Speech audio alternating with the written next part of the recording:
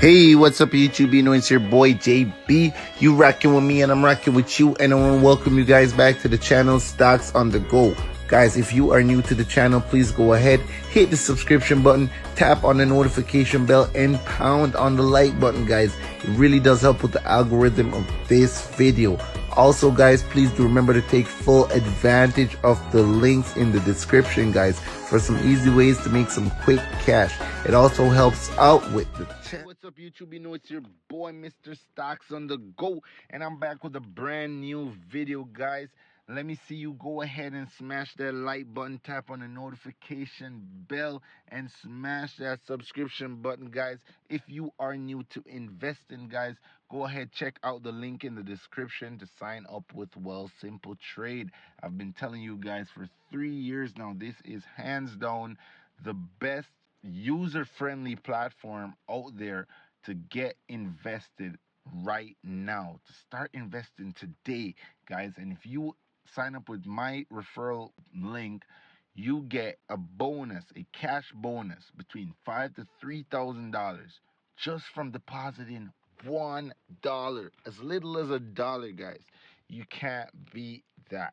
All right, guys. So, guys, let's get back into what we came to talk about, and that is my favorite REIT.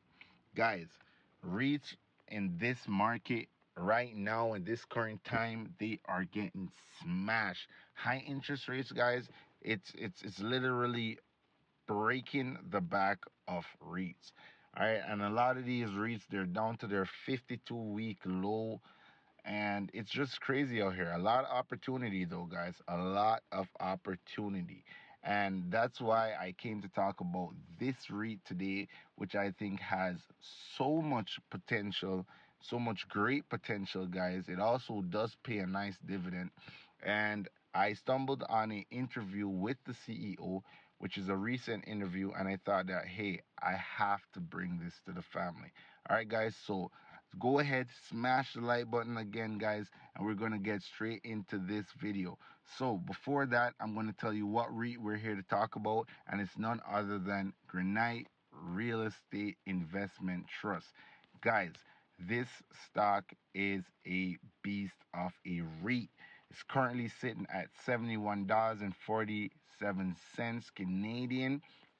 Guys, it has a market cap of 4.56 billion. All right. This REIT, guys, it is just, it's one of my favorites, and I can't stop investing in it. I can't stop um buying the lows, DCA, and into this company because I see so much potential. And I'm by no means your financial advisor, so before investing in any company, guys, please do your own due diligence.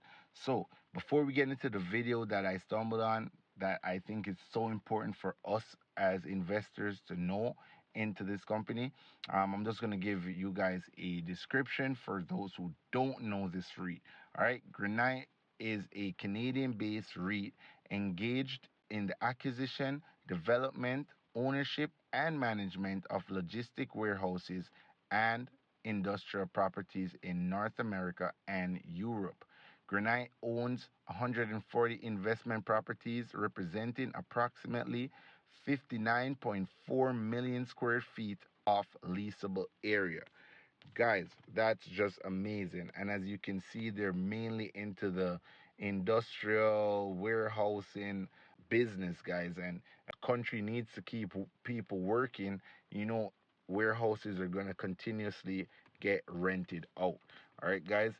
So let's jump straight into that video that I stumbled on with the CEO, and he's going to answer a lot of our questions. If you're buying this REIT just for the dividends, there's something in this that you really want to wait for till the end of the video that I'm going to show you guys something in the interview. So guys, stick around. This is going to be a real interesting video. All right, guys, so let's jump straight into this video, and it's basically the CEO of Middlefield asking the CEO of Granite Real Estate Investment Trust, what is the outlook for the company? What's the plans for expansion? What's the plans for growth? And I think that this is something that us as investors want to know.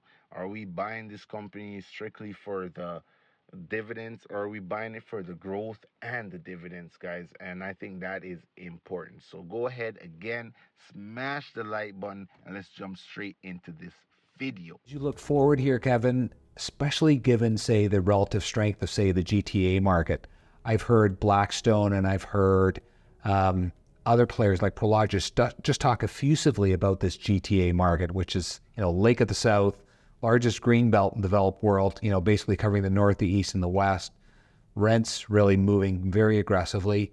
Is there any thought about maybe increasing your presence here, or in Europe, where you might see some opportunities through distress over time that might alter this current geographic mix? Well, I think, number one, the GTA is our single largest market. I think it remains our most important market, and it's something we've always been interested in. I think we've tried to maintain a pricing discipline, and that continues today. And this is all about pricing. And to me, I mean, the Blackstone's been very active, but they've at times been the only one that's been very active, and we worry about that. And to put it into context, though, every quarter, and it makes sense, I've been spending more time on leasing fundamentals and talking about it on the calls. And I want questions from analysts. I want to have this discussion. When you look at the second quarter, in the first quarter, as a matter of fact, in the first quarter of this year, the only market where we saw net absorption in any of our markets was here in the GTA. And in the second quarter, 2 million feet of net absorption in Toronto, healthy but below the 10-year average. In terms of our markets, including in the US, it was 10th in terms of net absorption, which is growth in occupied space. And in the US, the top 8 markets for net absorption in the second quarter were our markets. So we're looking at opportunities everywhere. Obviously, we would love to grow in the GTA. And I mean that, and we always are looking at opportunities, but we just don't see pricing making sense right now. In terms of Europe, what's interesting to us is we have seen pricing move up for assets that have longer term leases with contractual CPI in this case, but long-term leases that are locked in. That's something that we haven't seen for a while, and now that's starting to come back. So maybe there is this sort of opening for stability. Investors are looking for core product and stability, and sustainability matters. I think when we're looking at large investments now, investors are starting to pay attention to the sustainability features of the portfolios, and understanding that you're buying small bay, it's older product, you feel you can push rents higher in a shorter amount of time, but you also have risks. And some of that is just the sustainability and obsolescence, which is a real risk now. And I think people are paying more attention to it. So I think it's an encouraging sign for us in Europe. And we are interested in growing there because we're finally starting to see that sort of embedded rent growth that we've been expecting for many years. All right, guys, so we are back, and I hope that answered a lot of your questions with what's the outlook of the company, expansion. All right, so the next question that people might want to ask is, yes, we know that this company is looking to grow, which is good, but what about the dividends? Are the dividends going to grow over time? Can we expect that? And I have the answers for you guys. So let's jump straight into this video with the answer for you guys and myself also. Can we expect a growth in the dividend? All right, let's jump straight in. One thing we've come to rely on is that annual growth in dividend. Kevin, do you think that's going to be something that we can continue to expect going forward? Well, that's a board decision, but I would say I think you've seen how important to us to put ourselves in the right position every year to do that. And at a Q2 payout ratio of 73% AFFO, I think we've done that again. So I remember when I joined 5 years ago and was looking at the distribution and whether to increase it, and I thought, you always try and make the right capital allocation for long-term value for investors. But at the end of the day, I didn't want to be that CEO that came in and stopped that track record. And I don't want to be that CEO that stops that track record. So it's really important to me and to us as an organization to put ourselves in a position to be able to do that. And I think we've done it again this year. That's excellent. It's good to hear.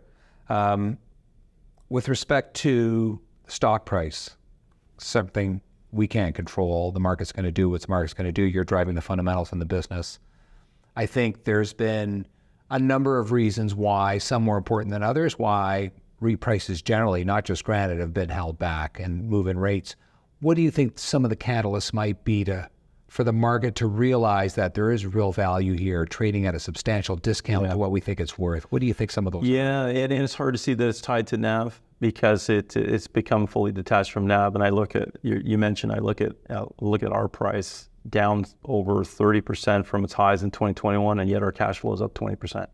That's quite a swing. But understanding that everything that was low yield got hurt more than others because of the move in interest rates. But we really are confident and optimistic for 2024 because we feel that once the central banks stop, just signal that they're going to stop and take a pause, and there is that possibility of rate cuts. I think a lot of investors, REIT investors, and even private investors are just waiting for a signal that central banks are going to stop. And I think that will be a real catalyst for us. I think the fundamentals are there. We've done what we have to do. That's clear. But I mentioned when people do talk about what differentiates us, I do point out selfishly that we spent $750 million on development ostensibly in 2022 with no income. But we had the cash, we had the balance sheet to do it. It made sense. But now that's starting to come online. Same property NOI is accelerated. We'll be around 7% this year, 6.5% to 7%. We expect similar, maybe even better next year. So the cash flow is going to continue to grow attractively. So we've done our job, and I think once the central bank signal some sort of pause, I think will be a real catalyst for the entire REIT sector and not just. Yeah.